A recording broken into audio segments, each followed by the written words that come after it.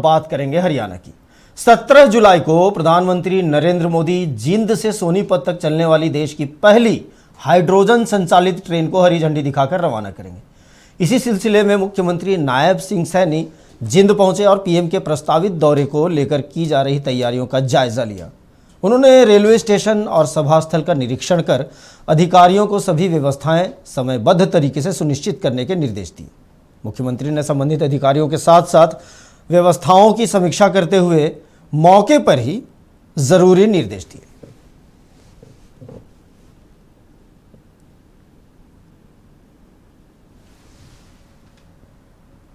मुख्यमंत्री नायब सिंह सैनी ने पंचकुला में हरियाणा कृषि और किसान कल्याण विभाग द्वारा आयोजित प्राकृतिक खेती संवाद में हिस्सा लिया।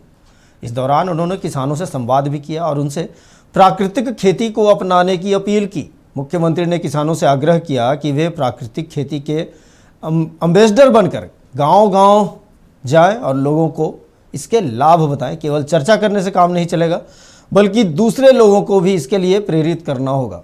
उन्होंने कहा कि किसानों को नकली बीज और दवाइयां न मिले, इसे रोकने के लिए राज्य सरकार ने विधानसभा में कड़ा कानून बनाया है। एक व्यक्ति ने सुबह ही बात कर रहा था मेरे साथ बैठा था। वो कहा जी हमारे पड़ोस में गांव है, 80% लोग कैंसर से पीड़ित हैं। हम किस तरफ बढ़ रहे हैं, किस तरफ जा रहे हैं, हमें विचार करना पड़ेगा। आपको एक एम्बेसडर के रूप में काम करना पड़ेगा। अगर कोई बदलाव लाना है, जितने इस हाउस के अंदर लोग बैठे हैं ना, अगर आप लोग खड़े होगे आंधी कर देंगे, आंधी, बदलाव नहीं बदल देंगे आप। हमने इसको लेकर के साथियों चिंता भी करनी है, चिंतन भी करना है। चिंतन करते हुए उसके ऊपर अमल भी करना है, अमल करवाना भी है। कई लोग कहते हैं, आज भी कहते हैं का खाद नहीं मिल रहा जी है। एवं कानून तो बना सकते हैं। अभी पिछले दिनों विधानसभा में कानून बना है ना, भी किसान को अगर कोई नकली बीज या दवाई देगा तो उसके खिलाफ 5 साल का सशक्त कारावास होगा। ये बनाया ना कानून बनाया। तो हमने विचार करना, हमारे पास प्रकृति के बहुत सारे संसाधन हैं, उनको हम भूल गए। जैसे राणा जी ने भी बताया, धर्मपाल जी ने भी बताया कि जो हमारे शाकाहारी कीट था, जो हमारी फसल को उत्पादन बढ़ाने में, जो हमें दिखता भी नहीं था, उसके उत्पादन को बढ़ाने में हमारा सहयोग करता था, उसको तो मार दिया, वो तो मर गया। अब तो राक्षस प्रवृत्ति के कीट रह गया।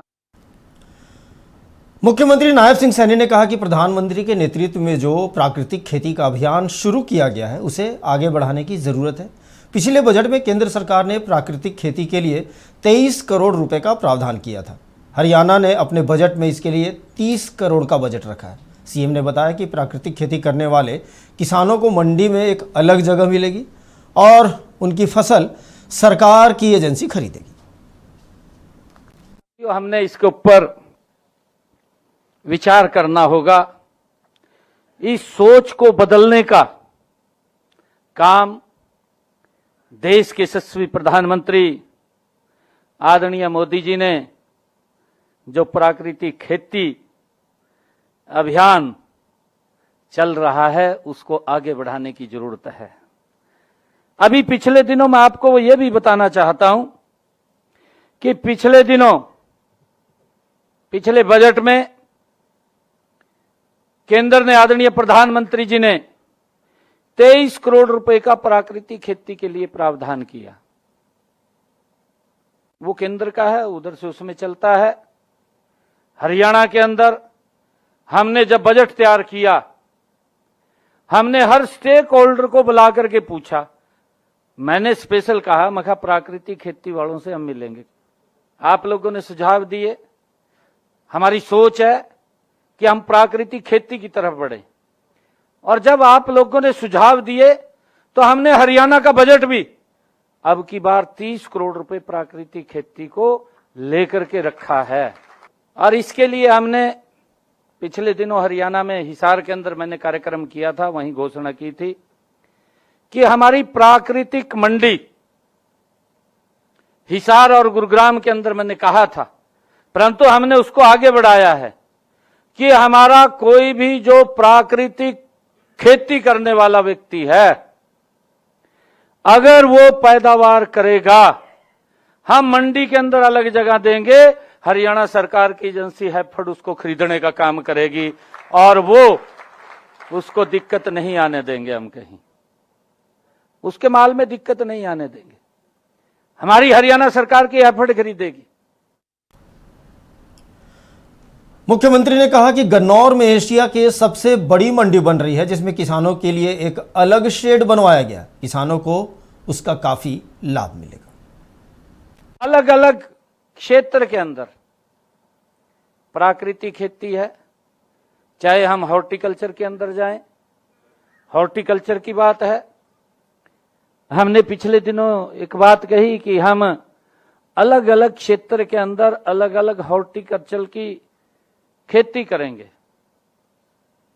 और आज इतनी बड़ी मंडी आपकी गन्नौर के अंदर एशिया की सबसे बड़ी मंडी तैयार हो रही है। एक पूरा शेड तो किसान के लिए रिजर्व किया है, पूरा का पूरा शेड, कि किसान अपनी फसल लेकर के आए, एसी वो उसको पीछे रूम मिलेगा और वो अपनी फसल को बेचे, अगर बच गई तो पीछे एसी में रख दे कमरे में, अगले दिन आएगा बेच ले, खराब भी नहीं होगी, काम चल रहा है। अभी उसका एक पावर हाउस का टेंडर हुआ है, वो भी क्योंकि वहां पर एक पूरा का पूरा 33 केवी 66 केवी का वो पावर हाउस लगेगा, उसके अंदर एक रेनीवेल आएगी, उसके ऊपर उसका टेंडर हो गया। वो यमुना से हम पानी लेकर के, पानी की भी बहुत जरूरत है क्योंकि अलग प्रकार की वो मंडी बन रही है। आप उसको देखेंगे, जब हमने कहा कि एशिया की सबसे बड़ी मंडी बन रही है, और वो शेड तो जो हम बात कर रहा हूं मैं किसानों के लिए, उसको तो हमने कंप्लीट भी कर दिया है, जो किसानों को शेड देना है। परंतु जब वो मंडी स्टार्ट होगी तो तभी हम उसको अलाउ करेंगे, नहीं तो दिक्कत आ जाएगी फिर काम करने में। उसके ऊपर गति से काम चल रहा है और इसको हम जल्दी ही, हमारी सोच है कि उसको जल्दी ही पूरा कर लिया जाए। मुख्यमंत्री ने कहा कि प्रदेश में बागवानी को भी बढ़ावा दिया जा रहा है और राज्य में इसके लिए 4 सेंटर ऑफ एक्सीलेंस बनाए गए हैं, जहां आधुनिक बागवानी और प्राकृतिक खेती को बढ़ावा दिया जाएगा। सीएम ने कहा कि आज पूरी दुनिया में खेती की लागत बढ़ रही है, तमाम विकसित देश इसका समाधान ढूंढ रहे हैं, लेकिन भारत के पास सदियों से यह समाधान मौजूद है। ऋषि मुनियों का ज्ञान और किसानों का अनुभव विकसित भारत के निर्माण में सशक्त आधार बनेगा। हमने 4 एक्सीलेंस सेंटर अलग अलग क्षेत्र के अंदर बनाए हैं, आप देख रहे हैं। एक हमने एक्सीलेंस सेंटर किन्नू का सिरसा के अंदर, दूसरा हमने स्ट्रॉबेरी और गुआवा हिसार के अंदर, एक एक्सीलेंस सेंटर लीची का हमने, 4 एक्सीलेंस सेंटर बने हैं। और मुझे खुशी है आदरणीय मोदी जी के नेतृत्व के अंदर किस प्रकार से हमारा किसान आगे बढ़ता है। हमारा सिरसा का जो किन्नू है और जीआई टैगिंग उसको मिल गया है और वो नंबर 1 का, वो बाहर भी जाएगा, उसके अंदर उसकी इनकम भी बढ़ेगी, अच्छा पैसा उसको मिलेगा, ताकि हमारे किसान की इनकम भी बढ़े। इनकम बढ़ेगी तभी वो आगे बढ़ सकेगा। साथियों, हम सब जानते हैं कि आज पूरी दुनिया जलवायु परिवर्तन से जूझ रही है, इस बात का भी हमें ध्यान है। और हमारी माटी की जो उर्वरकता है वो कम हो रही है, घट रही है, और खेती की लागत बढ़ रही है। आज जो विकसित बड़े बड़े देश हैं, जो ये बोलते हैं कि भाई हम बड़े प्रगतिशील हैं, आज वो भी इसके समाधान की खोज में जुटे हुए हैं। कि इससे कैसे पिच्छा छुटवाया जा, कैसे पेंडा छुटवाया जाए, इससे उसमें लगे हुए हैं।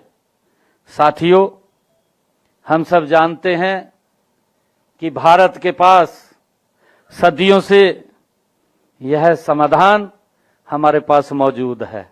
हमने तो कहीं से लेने की जरूरत नहीं है, वो तो खोज रहे हैं अभी कैसे बचाएंगे इससे। हमारे पास तो पूरा का पूरा एजेंडा तैयार है या नहीं है? हर चीज का पता हमने, हर चीज से अवगत हैं हम। हमारे ऋषि मुनियों का ज्ञान, हमारे किसानों का अनुभव आप सब देख रहे हैं। आज वही परंपरागत ज्ञान आधुनिक विज्ञान से जुड़ करके माननीय प्रधानमंत्री जी के नेतृत्व में विकसित भारत के निर्माण में साथियों ये सशक्त आधार बनाने का। मुख्यमंत्री नायब सिंह सैनी ने कहा कि खेती का संबंध धरती माता और गौ माता से था, लेकिन समय के साथ यह रिश्ता कमजोर हुआ और आज उसके दुष्परिणाम हमें भोगने पड़ रहे हैं। रासायनिक खाद और कीटनाशकों के प्रयोग की वजह से फसल जहरीली होती जा रही है और कैंसर के मामले बढ़ रहे हैं। हमारी संस्कृति ने धरती को केवल मिट्टी नहीं माना, उसे मां का स्थान दिया है। अभी कहा है धरती मां, गौ मां,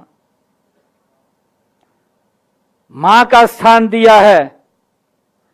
हमारे शास्त्र भी कहते हैं कि माता भूमि पुत्रो पृथ्व्या। हमारे शास्त्रों में लिखा हुआ है, यानी धरती हमारी मां है और उसकी हम सब संतान हैं। ये शास्त्रों में लिखा हुआ है। कहीं ना कहीं हमने रास्ते को बदला है, उस रास्ते के दुष्परिणाम निकले हैं, आज हमारे सामने हैं। मैं अभी एक पिछले दिनों रिपोर्ट रिसर्च करी, शायद हमारे बहुत सारे लोगों को मालूम होगा, हमारे यहां साइंटिस्ट बैठे हैं उनको भी मालूम होगा। एक सर्वे हुआ, सर्वे में मां के दूध का वो किया गया, रिसर्च किया गया मां के दूध को लेकर के, और ये टाइम्स ऑफ इंडिया ने किया, सर्वे किया और उसके अंदर मां के दूध में यूरेनियम के अंश पाए गए। तो हमारे बच्चे कैसे सुरक्षित होंगे? किस प्रकार की स्थिति आ गई? आज की बात है, सुबह की, मेरे पास कोई व्यक्ति आया, मेरे को उसने कहा कि हम गांव है, कहा मेरे पड़ोस में, उसमें 80% लोग कैंसर से प्रभावित हो गए हैं।